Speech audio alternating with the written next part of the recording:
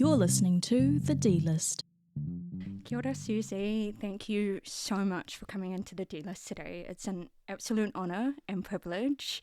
I know a lot of my co-workers, my friends and family, they grew up watching you. So you're essentially a Kiwi icon.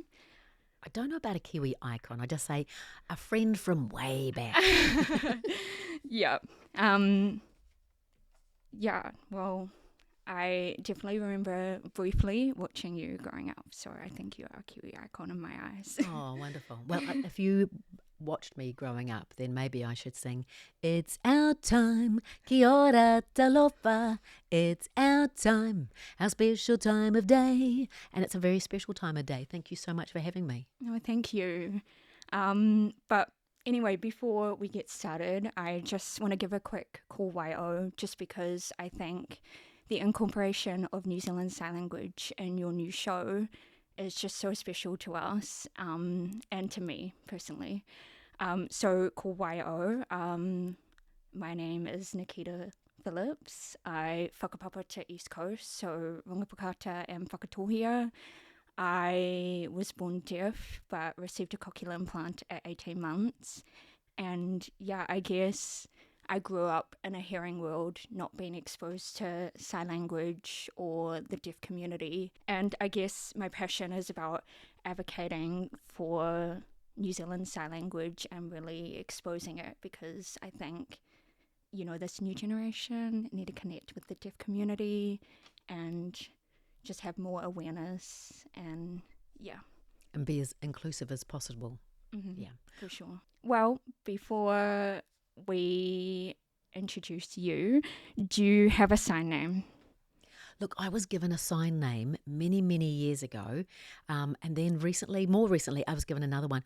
I'm rather forgetful. And because I'm not using it all the time, Yeah. I say it's like riding a bike. You can just step into it, but you actually need to use it all the time No, you to do. remember. Yeah. So I've been gifted a name. I think I've been actually gifted two over the decades and decades that I've been around.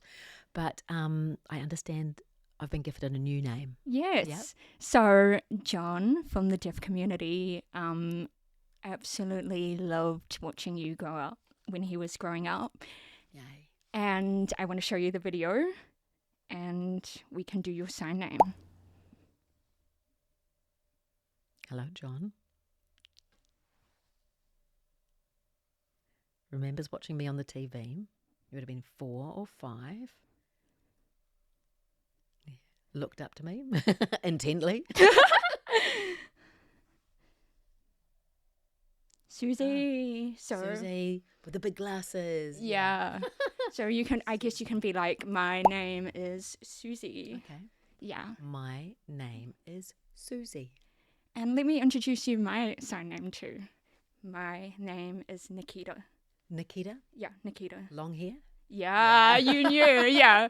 Yeah, no, that was literally I asked like my deaf friend, like, why is it Nikita? And she was like, oh, because of your beautiful big I was Yeah. like, amazing. I was going to say, Nikita. if it wasn't, it was the beautiful big eyes or the smile or something like that. Oh, thank Yeah. you. So it would have been like, Nikita? Yeah. Those eyelashes. Yeah. Yeah. Flutter, flutter. I feel like that could have been my other sign name. Yeah. Yeah. Can you have more than one sign name? I know that people have like kind of transitioned to different sign names. Yeah, I've just only ever had that one. So Sure. that was my gift. Yeah. You have to be gifted from someone in the deaf community. Oh, wonderful. Oh, wonderful. I need to find out those other names then, because if they've been gifted to me, then I should really remember them. But yeah, my forgettery works better than my memory these days. I mean, you're doing so much, so it's so cool. Yeah, the last few months have been absolutely amazing. So, Suzy, can you introduce a little bit about yourself, your sign name, your new sign name, and a little bit about your new show? Sure. Kia ora. My name is Suzy, and my new show is also my old show. It's called You and Me, and this one is You and Me Together. So the slight difference is that we are now 28 years later making another new series. So very, very exciting. So, how does it feel to be bringing back the show, and what can we expect? Okay, well, I'm so excited about it, and it's such an honour to have been gifted the copyright. Basically, the ownership has transferred to me to be able to make this program again from the original creator, who said that I'd done such a good job of honouring the mahi all those years ago and still continuing to make kids content all these years later. I've got YouTube channels and kids radio shows and podcasts and things like that, and do a lot of mahi around the country with kids. So he said he would be more than happy for me to make the program again. And because it was such a good format that had been created by preschool educators for preschoolers, we've kept it very similar. So what you will see is that when we finished making You and Me all those years ago, we sold the house. Literally, they auctioned off all the contents from the house and packed it away. And so we've built a new house. And so the colours are a little bit different. And I don't get to wear cosmic because it's not available anymore, the bright clothing. Yeah. Don't worry, the clothing is still very bright. But I do have a few little Easter eggs, little surprises around the set from my 30-year career in television. So there's little things like, if you remember, this before you were born, but, the Early Bird Show with Russell Rooster in 1990. So the Early Bird Show with Russell Rooster, we used to give away little Russell Rooster toys. Oh, cool. So keep an eye out for that. And you keep an eye out for Mo from the Mo Show and various other little elements from my career, but also from other children's programs. That's so cool. Yeah. So unique and very exciting. So children's media has really, shaped the way people grow up and normalizing language. And You and Me really helped bring in Te Reo Māori to our screens. So why was it important for you to incorporate it then? It was really important. I was fortunate to be a part of You and Me. It was already going. So there had been a previous presenter other than me for You and Me. Pauline Cooper was the first presenter of You and Me. And when I came in, we changed the set a little bit, and we never saw any of Pauline's programs again, her episodes. So the format was there, the use of te reo was all there.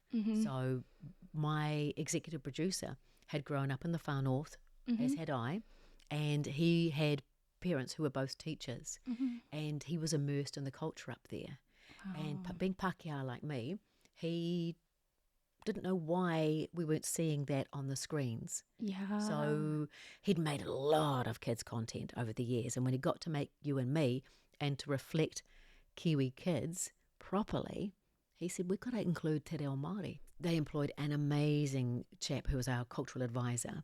And he guided me through that, and sometimes my English, because, hey, I'm a Kiwi, and my diction can get a bit hoha, so. No, yeah, sometimes my pronunciation, even though, tangata whenua, I still struggle with, pronouncing some of the, words. So, I feel like I think it's become so much more, common and more normalized, and I think it started with your show, with, being exposed to it. I think it's the more you're exposed to. Exactly, and conversational te reo. So short sentences, short phrases, and things that kids would use. And look, all the colours and the numbers and shapes and all those sorts of things. I learnt with the child, because I'm certainly not fluent, so I learnt with the child. And with this series, we are now including NZSL, New Zealand Sign Language. Yeah. Yay! So again, I'm learning with the child. Yeah. And what does that kind of look like in the new series? Is it going to be, what does it look like for incorporating sign language? I'm so excited because, people at home are going to be growing up watching this, which is going to be so cool. So we, the same as with our te reo Māori, we just include it in general conversation. Occasionally we point out, because if it's a particular sign, maybe it's a little less obvious, we might say, do you know the sign for, and then we use that sign. But often we just use it as if it's everyday conversation and everyday life. That's so cool. I'm so excited. I'm actually going to watch an episode because I'm actually going to watch the whole series. Oh, yes, please. Yes, please. Because I want to, yeah. We haven't incorporated it in every episode. Yeah. Sometimes the action songs in particular can be quite confusing because we're using actions that aren't actually signs. Yeah. So you can't then throw a sign in. Well, we don't believe you can throw a sign in. You include a sign in there as well as doing actions. So it was a bit confusing. So we're just adding it as it feels appropriate. Yeah. No, that's so cool. And yeah, I'm hoping that the next generation grow up watching you and being able to sign, because in the deaf community there's a lot of like communication barriers, and yeah, I feel like the more exposure we have to sign language, the better. So Definitely. yeah, no, thank you for incorporating that. I think it's so cool. Oh, my pleasure. I mean, for parents to be introducing sign language to their children is a great way for those little ones to be able to communicate when they want more, or you know, they've had enough, or you know, those sorts of things. When little ones can't communicate, the best way for their communication to be shared is just through anger, you know, for crying and things like that. So if they're given a chance to be able to talk and communicate, it just makes it so much easier for everybody. Oh, for sure. Yeah.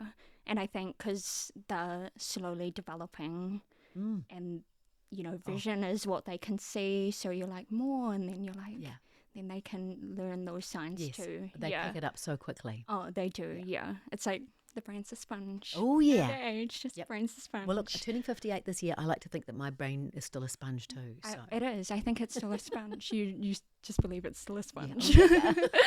That's so cool. That's so exciting. Yeah. So when did you like start learning sign language, or when did you start becoming more aware? Was it with your mum's hearing loss, or like what did that look like for you in terms of sign language? Yeah, we learned a little bit for the first series of You and Me, but not very much. Yeah.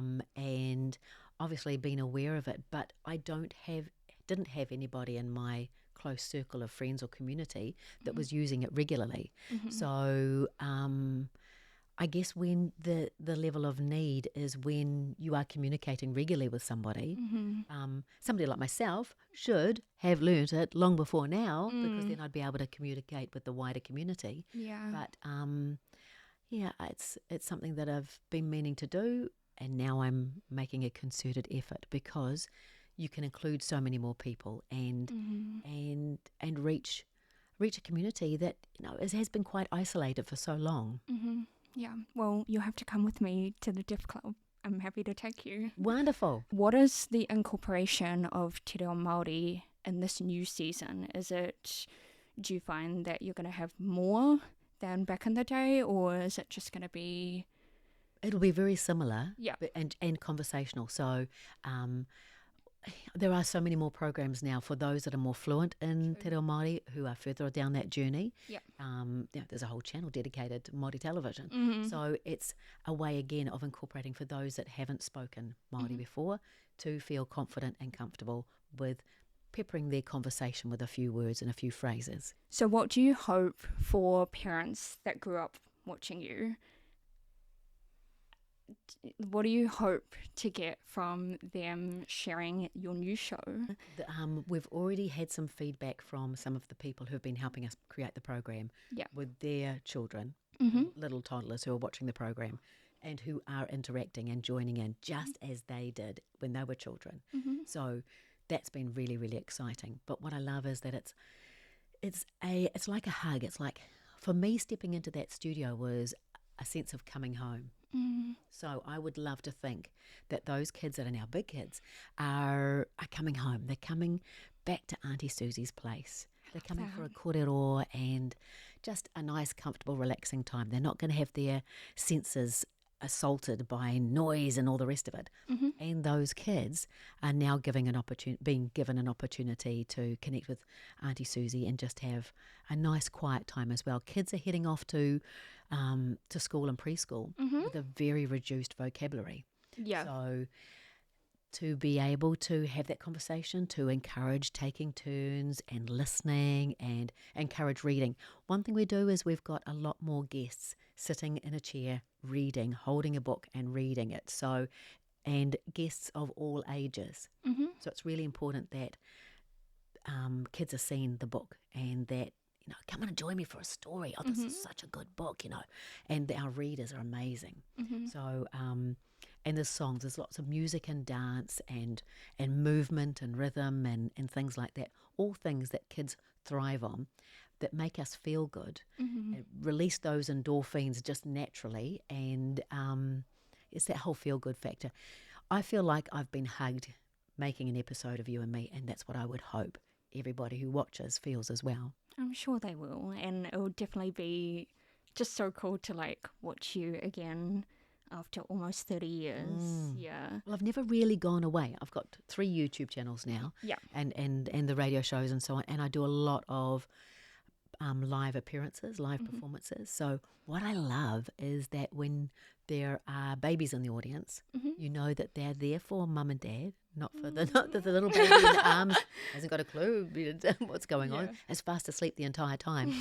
It's there for mum and dad are there for them, for that heart connection, which is so special. How does it feel for doing it on a whole different platform? Because I remember back in the day I used to have to whenever watching a show, you have to be there at the time. Yeah, unless your mum or dad had a VHS player and put the blank tape in and would record, and then you could have hours and hours of You and Me. The same thing. Yeah. But it's quite different because it's on YouTube.